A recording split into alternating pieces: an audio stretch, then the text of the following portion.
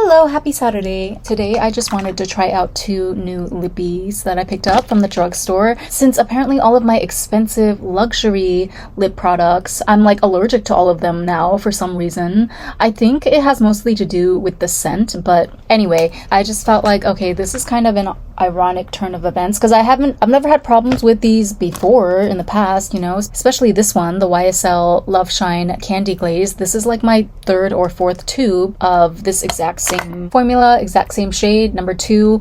But yeah, for some reason, the irritation on my lips is just instant nowadays. I'm talking like within 2 hours of me applying any of these, okay? Chanel, YSL. I just get this ring of redness around my lips. And then before I can even stop it, at that point, it's too late because it'll just start scabbing, hardening, and it becomes this whole week-long process. I figured that now, since my lips are finally kind of like calmed down and in their normal state, I would go ahead and pick up some drugstore lip products in hopes that I won't have an allergic reaction to the less pricey, more affordable drugstore formulas. So the two that I picked up, I got one in a matte formulation. This is a mini version of the Hince new Blur Tint in the shade 08 Wild. And then I also picked up one of the limited edition Kate Lip Monster Super Glossy formula in EX3. Why is this packaging giving me like Spider-Man?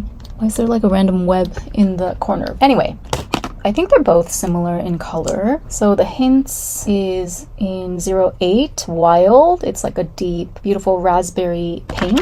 And then for the Kate Glossy formulation, this one is, ooh, look at the shimmers in there. I'm so excited. Oh, that's so beautiful. It's kind of like a lilac pink. It matches, it kind of matches like my blush combo these days. The shade name is Mizubeni Teppo no Itazura in Japanese, which means water gun prank, interestingly enough. Before I try anything, I'm going to line my lips with this Can Make Creamy Touch liner. This is in shade number 13, Blood Strawberry, and I like to use this as a lip liner. It's perfect for these deep pink raspberry type shades.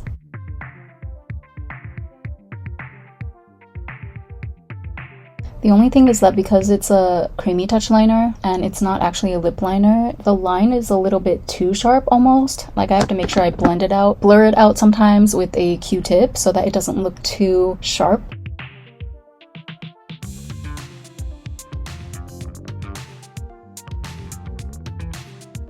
Alright, so I'm going to try the Kate first. I specifically waited for this color to drop for like a month, so I think it's so unique.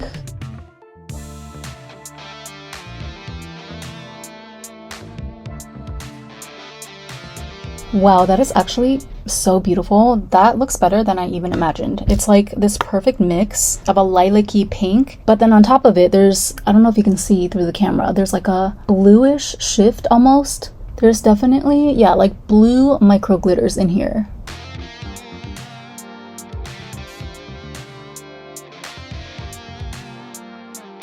It's giving like cyberpunk, but still girly. I love it. So now switching modes completely with the matte formulation. This one does have a little bit of like a warm butter cookie type of scent. Similar to other matte lipsticks that I've tried from K-beauty brands. The Kate has no scent in it whatsoever, which is par for the course for Japanese brands. But yeah, I find that the Korean brands do tend to have a little bit of a scent for most of their lip products. Now that is a beautiful matte formulation. So again, it's the new Blur Tint Mini by Hince in the shade Wild, like Wild Child. I like that. I will say you do have to put a lip liner underneath if you really want to get this deep pigmented opaque color that I have going on here. I actually tried this formula just on its own the other day, and while it was still, you know, really cute and everything, it stayed put. I just remember it being a little bit patchy on my lips. Like I couldn't quite get the color to be evenly pigmented throughout. So the lip liner beforehand definitely helps, which probably doesn't come as any surprise. But yeah, I'm super impressed with this formula. This is probably like one of the most, if not the most comfortable matte formulations I've ever tried. It's not completely matte. Like you can see there's still a little bit of shine, so it's not that dry looking matte, which is also like a legit type of formula. If you are going for a particular super velvety looking matte lip, this is not the formulation for that. It's more of a, like the name suggests, a blurring formulation first and foremost. But yeah, it dries down to like a nice matte, non-glossy finish, but still semi-shiny when the light hits your lips. And I think it does a good job of smoothing out the natural wrinkles in my lips. It doesn't get rid of them completely, but I like how, you see how they're kind of like smoothed out? I think it looks really nice. And also the fact that, okay, so one thing that kind of is my pet peeve of a lot of these like liquid matte velvety lip formulations, particularly from K-beauty brands, or I guess just Asian brands in general, is that while they seem to have, across the board, they seem to have gotten the formulas down pat in terms of comfortability these days. That I'm very thankful for. But a lot of times I find that other brands, other formulas of liquid matte lipsticks, they tend to pill off a lot, or it's very like flaky once you apply it on your lips. But this new blur tint by Hince, you can see there's like zero flakiness and zero pilling. Even if you layer this on, I would say I put on about 2.5 layers. It's like super smooth.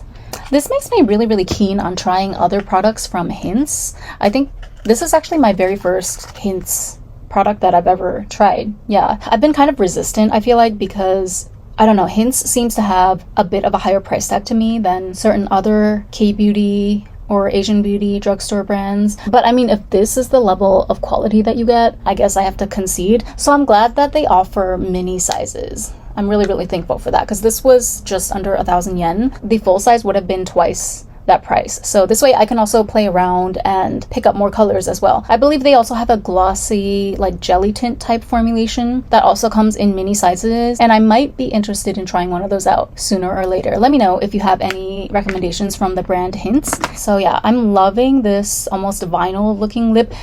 Maybelline, take note. This is how you do a vinyl finish correctly, okay? Not that crap.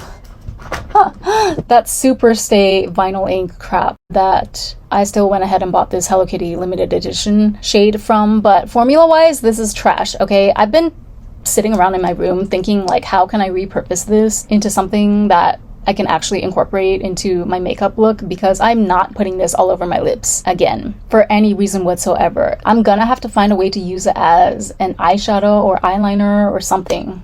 But yeah, so 10 out of 10, honestly, for both the Lippies that I tried today. The new blur tint from Hince, this could not have been a better introduction to the brand for me.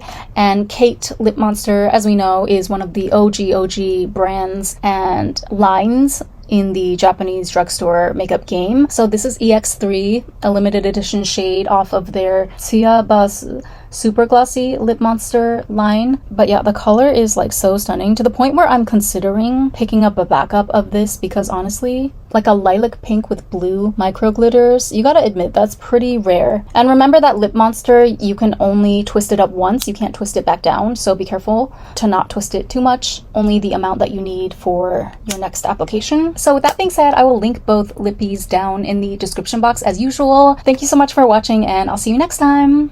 Bye!